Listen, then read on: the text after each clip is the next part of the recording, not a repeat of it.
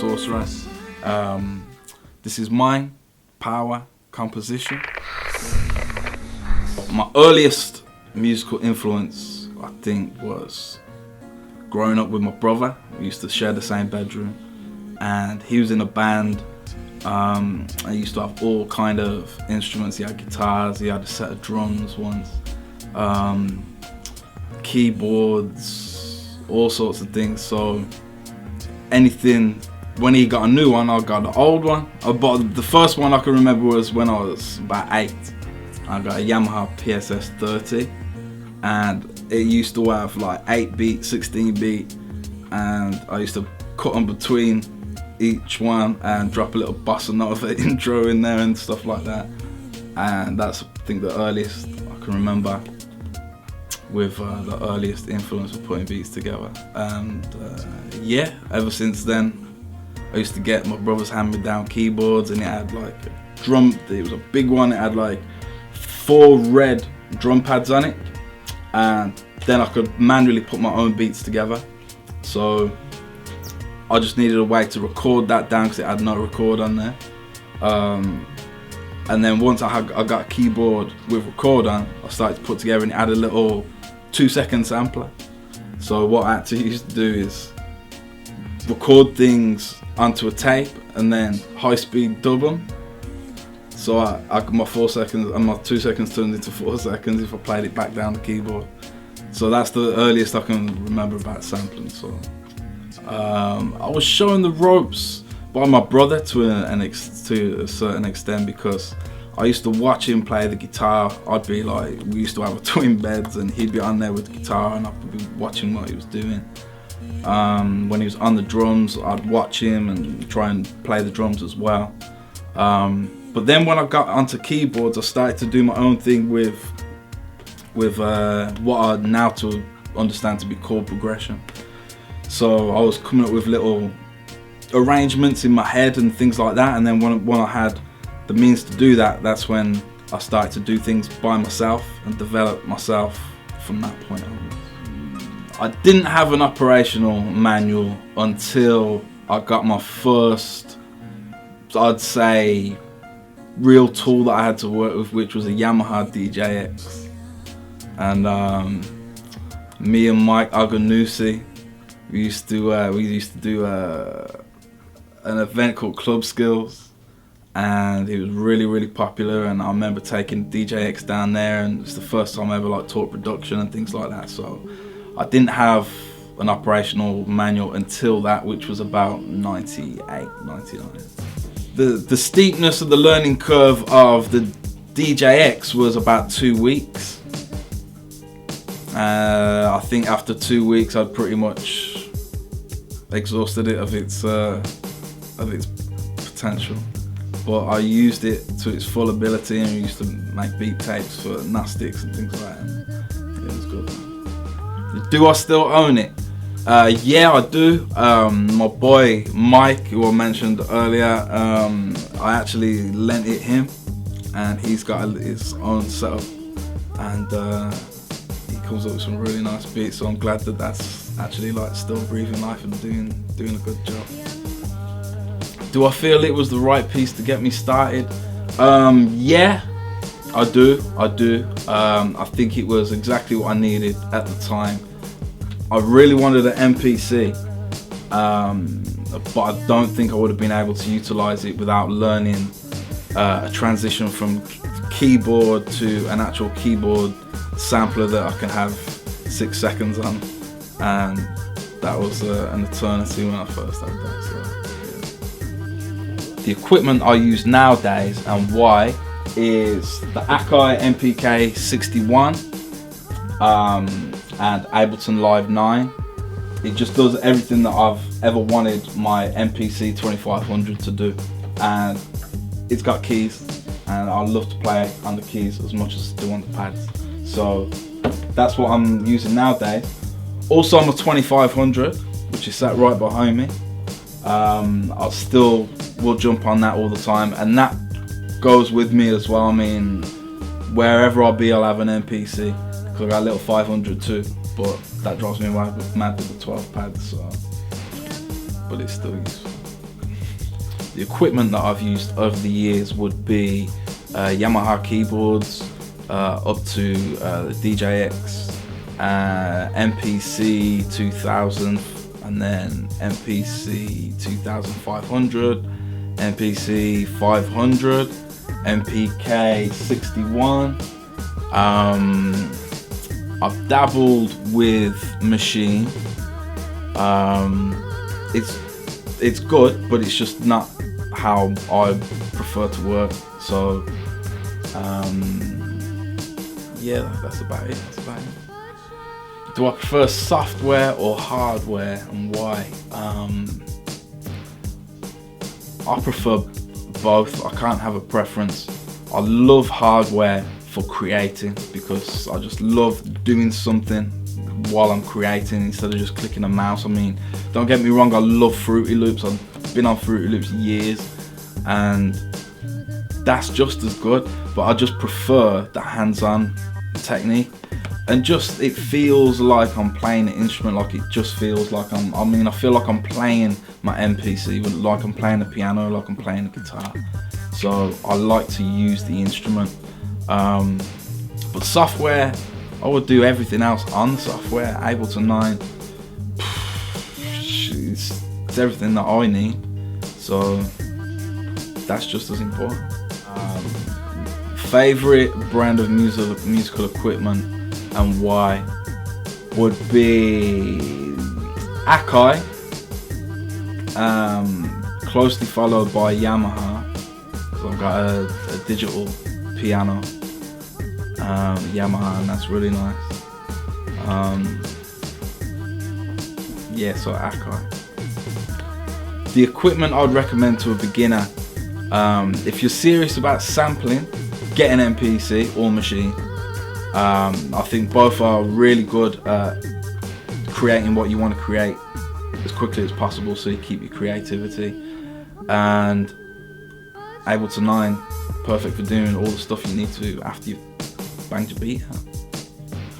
My views on sampling would be sample.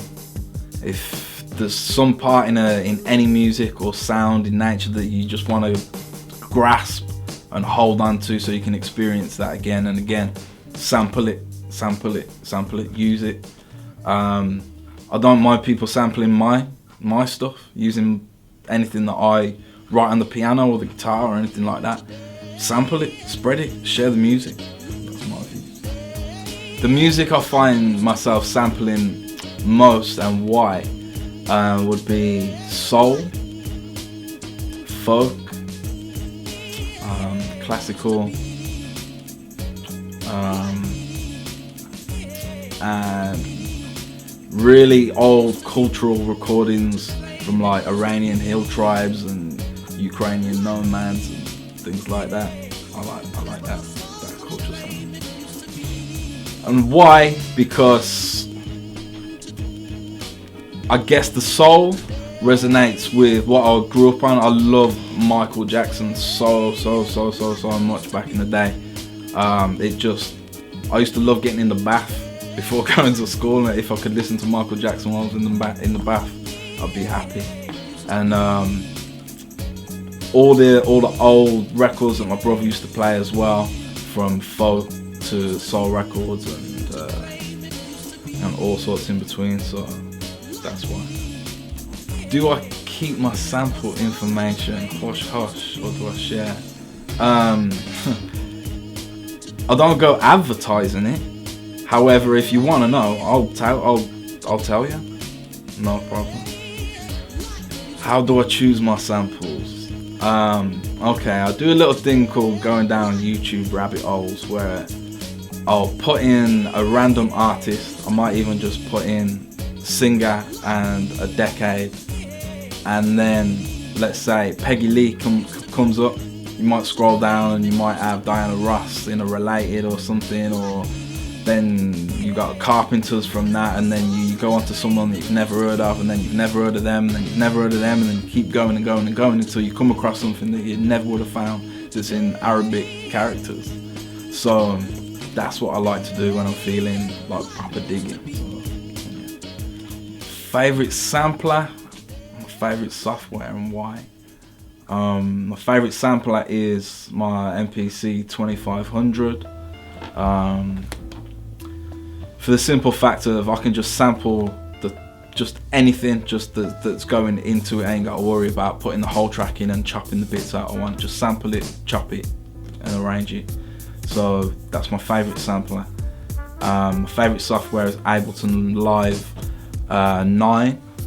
I had 8 for the longest time, but my boy Rayz Brooks, he dropped a Live 9 copy in the studio, and I ain't never looked back. What do I feel is more essential, drums or samples? I think they're both essential, but I'm more excited about samples. I get more excited about playing the samples. However, I have to play the samples over a drum beat. So then that makes me do the drum beat first. So I think they're both essential for that reason. Best MPC current and golden era times. I've got one answer, MPC 2500. Without a doubt for me, because I've had MPC 2000. My brother Elusive Shadow had the 2000 XL, and I haven't had the opportunity to play on a 60. But the 2500, just because it hasn't got a floppy disk and I'm saving beats over 5-6 discs, it's like, just for that feature alone, it's just the more convenient sampler. My 2 favourite instruments, can I play them? Why and which? My favourite 2 instruments would be a sampler and a piano. However, if I cheat and say an MPK as the first instrument, because I've got my 16 pads and my keys, so that's my first instrument, and then my second instrument would be a guitar. Can I play any musical instruments? If so, and which? Yes, not masterfully, but I can play them. I can play a piano, I can play guitar, play the sampler, I can play drums, but I'm not great on a set of drums, but like hand drums, I'm alright on that. If I could choose to play or learn any musical instruments, which would they be? I would have to say the guzheng or the guzheng. I'm not sure how it's pronounced, but it's the big Chinese sit-down stringed instrument. It's like pow, pow, going in. I love that. And also a hang drum. I'd love to be able to play the hang drum properly. It's just having the funds to get a hang drum and being selected for a hang drum. So yeah, those 2. If I could have 2 producers to work with on a joint together, I'd have to say Willie Mitchell from the High Record days. I love his arrangement. I think it's the best out there. And Fourth Disciple, because he's one of the most intriguing, mysterious producers, where I still don't know how he did that information beat. I know where that sample comes from, I still don't know. So all praise is due to the God, Fourth Disciple. If I could handpick 2 MCs, which I couldn't, it would have to be 3 to work with on a joint together. It would have to be Master Killer, the Jizza, and Andre 3000.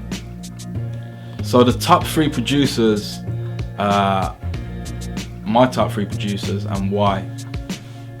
So I would have to say True Master, because the way that he uses those samples, the timing, the note offs, the free arrangement, and the little sample bounce that you get inside when he plays them beats like Splish Splash. Oh, that's the one for me. Fourth Disciple, because he's so mysterious and he's one that I got true admiration and appreciation for. His music really touches my soul. So my third producer, I've got to say RZA. RZA started so much and influenced so much, and there's things that he still does today that I think is really really cutting edge, and I really appreciate he's doing what he wants to do. So that's good. Who am I feeling right now and why? I'm really feeling J. Cole's new album 2014, Forest Hills Drive. I don't really check for him, but that just I heard that back from coming back from Derby the other night, my boy Stoney, and he was playing it. So big respect to Stoney for putting me onto that. That's I'm really feeling that at the minute. I'm also really feeling Big Crit Cadillactica. I think the production on that it makes me feel like I'm back listening to Outkast again. Yeah, really good. So if you ain't checked them, check them. Piece, this is a little joint called Never Shy. It's an instrumental at the moment. It's not really finished, but I exported it too early, listened to it, and I kind of like its rawness, so let's have a little listen. So sample this from an artist called Asylum, and I really love the sample. I love playing this sample out, so this drop now is nice.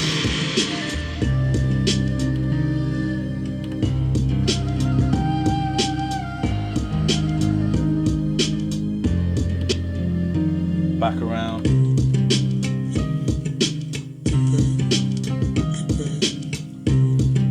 So this would be like almost like a second verse.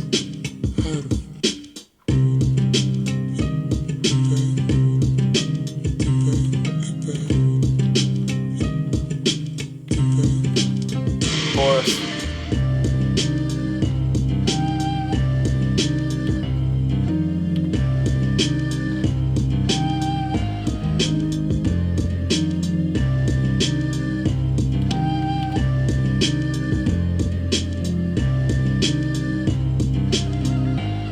Back into the verse.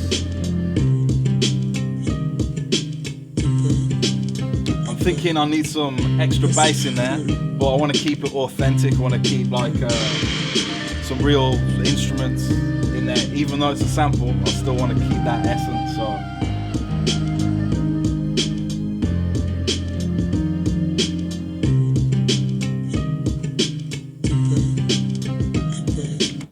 that's that one.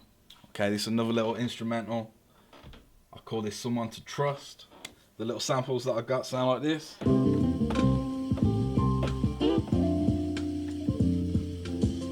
I just heard that piece that I like. Let's hear it.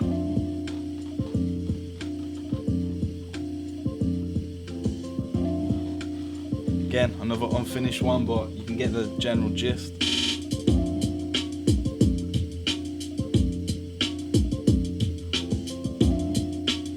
Some tunes are really fun to play, and this sample's one of them.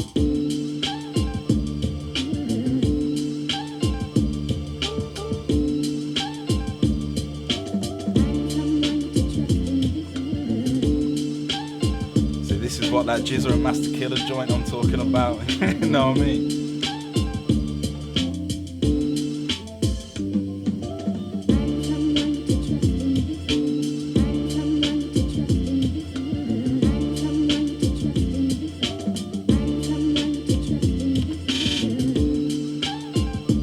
Back around.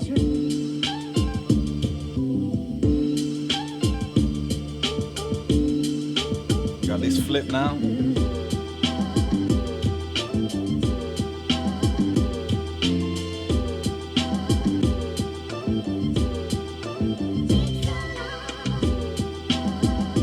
There's quite a lot of samples in this one. There's like 64 samples that are chopped up. so I go across the whole D-pad. And that's that one. Okay, this next joint was submitted to a future project between myself, Sinister Stricken, and Elusive Shadow. I'm gonna let you peep one of the exclusive samples, but this one wasn't used in the end. But there's a new exclusive version by Elusive Shadow. This is my take on it, so enjoy.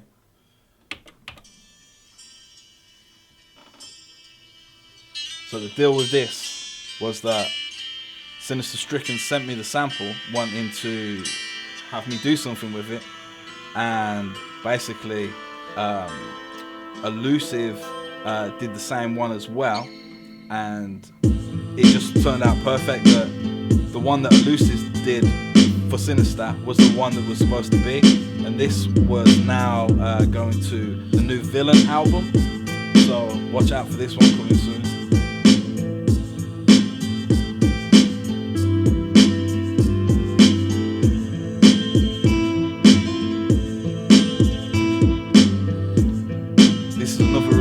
To play on the pad.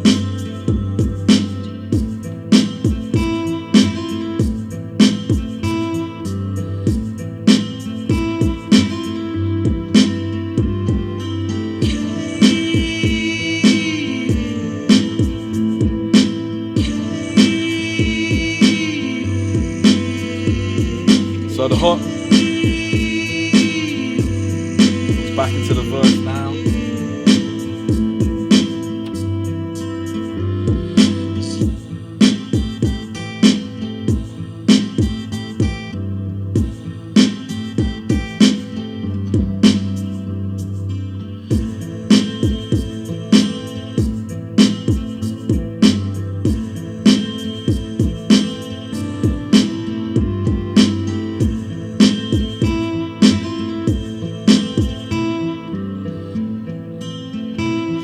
Watch out for that one coming soon. So this next joint is called Episode, and it features my family, Master, and a young lady called Keely Woods who comes to Sync Studio and records and follows her dreams. So it's a good little sync collabo. When I land at the council, I'm the sickest man at the council. I call dude that little rude. I don't speak like them, man, it's true. When I step in the room, man, I like, wild one famo. Who's got the keys to the vano? Sync Studio, this summer, Ramo. Yeah, I roll with the double S, man. The one in the camo. Couple of haters in the distance. Wanna start bullshitting. Blood Clizzy, I'm a musician, you just listen. Master, fuck it up when I shoot on the rhythm. Chat about women, I got a nice one, hot one, big padlock one. I'm a top don, sweet like bonbon. Where's all the good times gone? That's what I say when I'm lost, no tom. Where's all the good times gone? That's what I say when I'm lost, no tom. Times gone, that's what I say when I'm lost, no tom. Where's all the good times gone? That's what I say when I'm lost. So that's that joint, basically. You can fade that out, innit? Alright, so this next one's called Swift Illusion, featuring my man Holocaust, Novocaine, Pro the Leader, American Poets, 2099 fam. Go check them out, knowthenames.com. It's one of my favourite verses from Holocaust. So blessed that he gave me this verse, you know what I mean? So big respect to Holocaust, Warcloud, Robot Tank. When something haunting attacks and I move mentally around base like a fucking grand slam. There was an article about me in the Boston Herald. I feel in season peril. I sent a 5-year-old android bomb to explode like Daryl. I'm lost in the world and mega firearm Tron. This was one of the standout tracks on Silent Science, the album that he features on. It's also on Know the Names. Let me just get you a little piece. At night you get done in by a whiskey drinking woman. One last bastard out of the lab. Go to knowthenames.com. Your whole crew gets thrown in check the them lake out. at night late. Your body gets shipped in a crate to a dark place. Wait. Yeah. Michael Hoodie is my sacred cloak. Motherfucking Pro the Leader.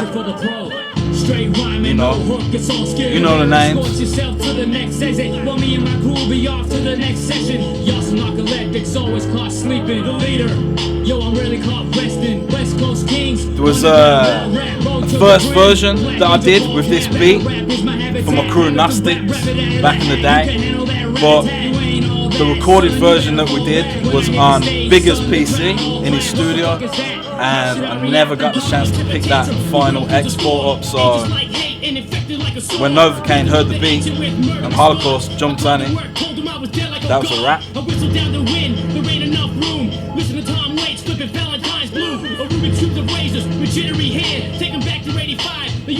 Novocaine's one of the good brothers out there, man.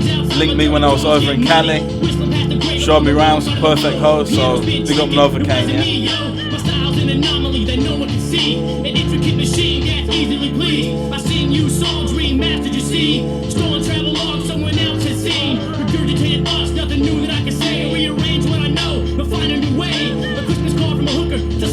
And actually the verse that I spit on the end of this was the original verse that I put on the Gnostix track.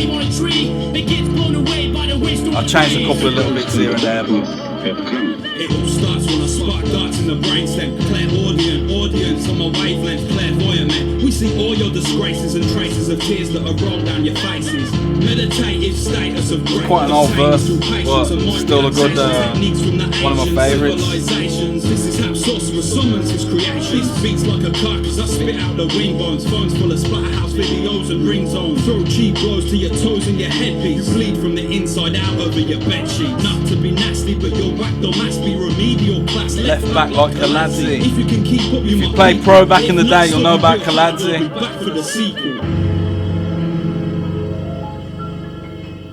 So that's Swift Illusion. Alright, so this next one's Swift Illusion Part 2 this time. It's featuring Timbo King, Holocaust, Solomon Charles. Like Quentin Tarantino, trapped in the ghetto with blacks and Latinos. Runaway slaves came here from down south, destined to find the truth, Allah's route. I'm fruitful, plus I multiply with math. My crown, my robe, my Holocaust. I was lucky enough to meet Timbo King in New York. He's a real cool guy, man, real cool. If you want to check him, best place to find you, Times Square Hustlers doing their thing. Big up. Shine like an emerald, the truth and the light inside the holy temple. Remember all prophecies must be fulfilled. I did this beat on my MPC 2500. Real fun to play.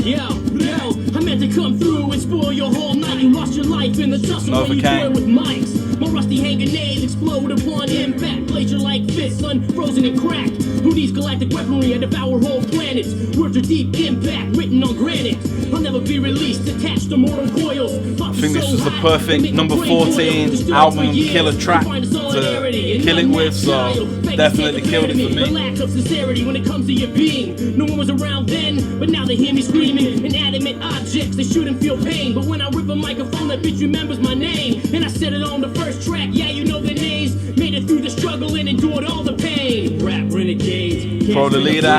Pro the leader, Novocaine, Holocaust, Timbo King, rhyme complexities. You'll never get the best of me. Hip hop. Solomon Charles got on, heard the joint, got on it at the end, smashed it. Shit goes down. Homeboy, you better ride all that shy shit, yo. I can't let it slide, step aside. There's a difference between theirs and mine, it tears me up aside. The game changed, friends no longer act the same. You tame-hearted, I will finish it. Let's get it started. Your foundation's caving in, the ceiling's falling. I will never be forgotten. You getting fast cash, man, the streets just watching, keep talking. Swift Illusion Part 2, I'm ready for it. There's actually Part 3 and Part 4 as well, with Killer Priest featuring on one. I grew up in the woods and became the best of archers. I murdered Balaam and his wicked father on their flying saucer, just beyond the natural burial ground. Another favourite Holocaust verse right here. A mysterious sound, dove bloodhounds. I explode rounds and falling down from the aerial, crack a motherfucker's crown. I become the living dead to escape harsh winter. It began when the quest of the king of all always swords real ignited visual a poetry with Holocaust.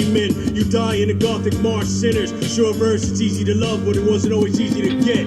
I'm after a man who stole an artifact from the Greeks. His brain bullet-pierced hit. Saber-tooth fangs of a prehistoric cat down from the cold mountain. 80% of your body becomes frozen at the blood of the sword that hold fountains. Inside your body is a flatworm called a liver. It's even fun putting it together, all the different verses and ad-libs, and I'm playing around with it. It's real cool, man. Solomon Charles. I dedicate this to the souls who will never get the chance to shine, you know, who got gunned down trying to climb. Get it? Who knows? Maybe it wasn't your time. Who knows? Who knows? Maybe you needed more time. Who knows? And if so, show me a sign. Come on, cause I'm still a part of this cold world and got a whole mind. 23 hours. So if you ain't checked out part 3 and part 4, make sure you go on YouTube, look up Swift Illusion part 3, part 4. Also, American Poets got their new album out now as well. Go check it. West Brighton, New York City Commando. There we go.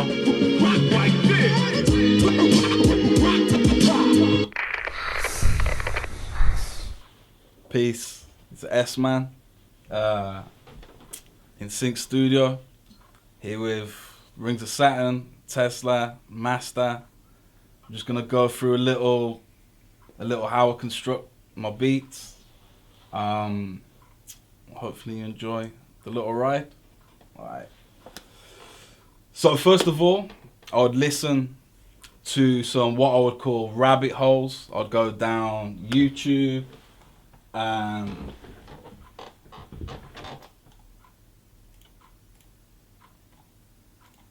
literally look for something like, I don't know, pick someone random, Joe Byers.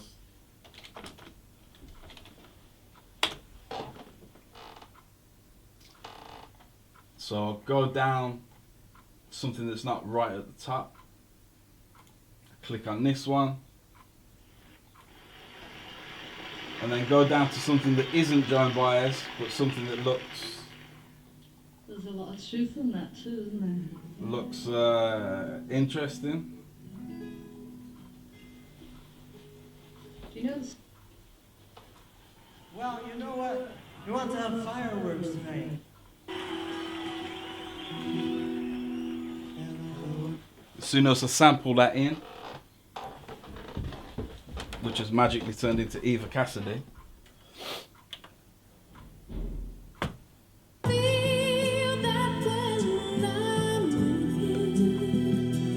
Just listen to the whole sample through. In my head I'll get it to about 16 bars, about four bars, so I can get 16 chops. And once I've edited it down to that size, I'll go to Chop Shop and chop it to 16 across my pads. So then I've got kick, snare, kick, snare, kick, snare, kick, snare, kick, snare, kick, snare, kick, snare, kick, snare, the way across. That means I can see it as 1, 2, 1, 2, and interact any one of those 1, 2 combinations as possible. So that helps with my patterns. So I'll lay it out like that. As soon as I've got that down,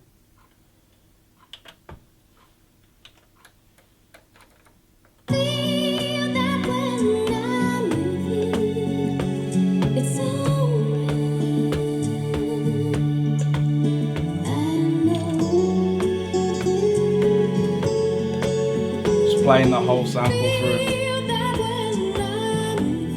And that's just a pitch down version that I've put on the program.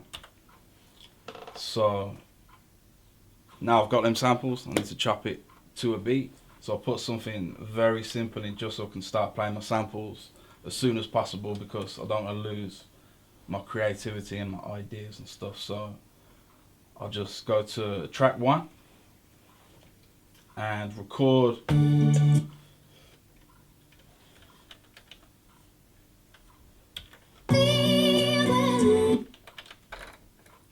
drum program, and they're just playing a beat.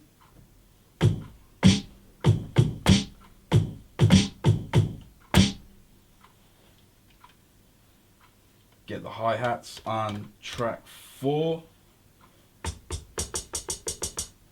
So it'll be like,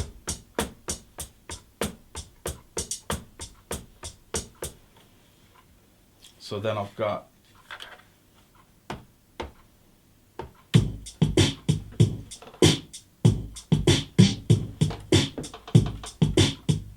just the kicks and the hi-hats going and the snares. Then I might add a little extra piece in there with some percussion.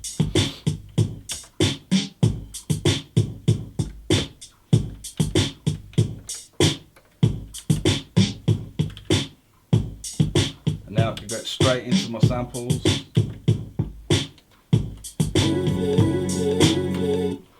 And then just start coming up with some patterns.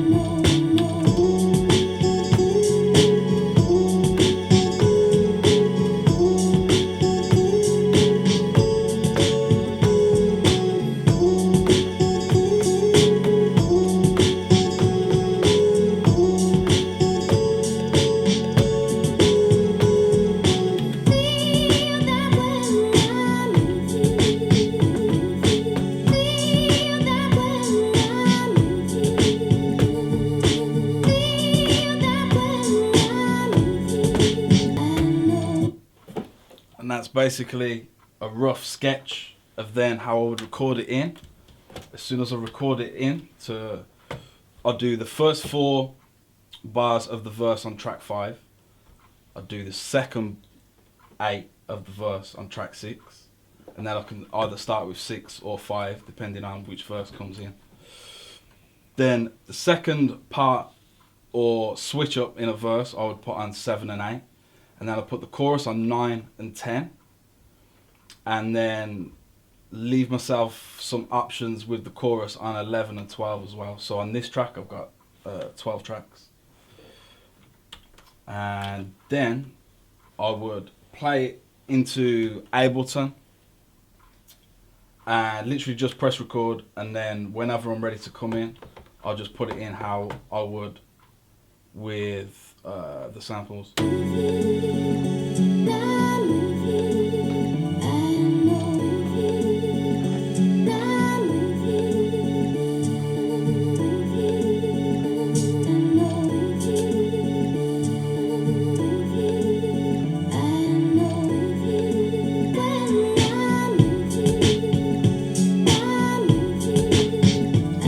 Keep recording my arrangement in by playing the mutes, like turning the track mutes on and off to recreate the arrangement.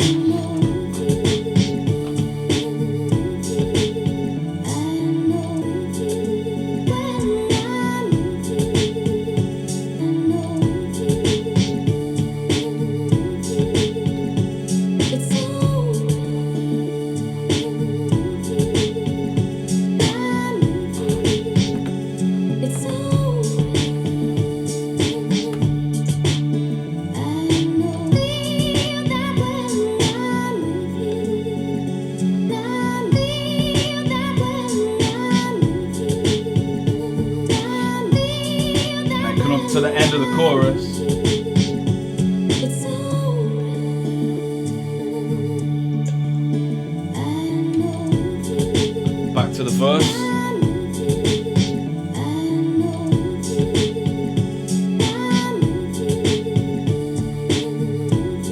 Switch over to the second part.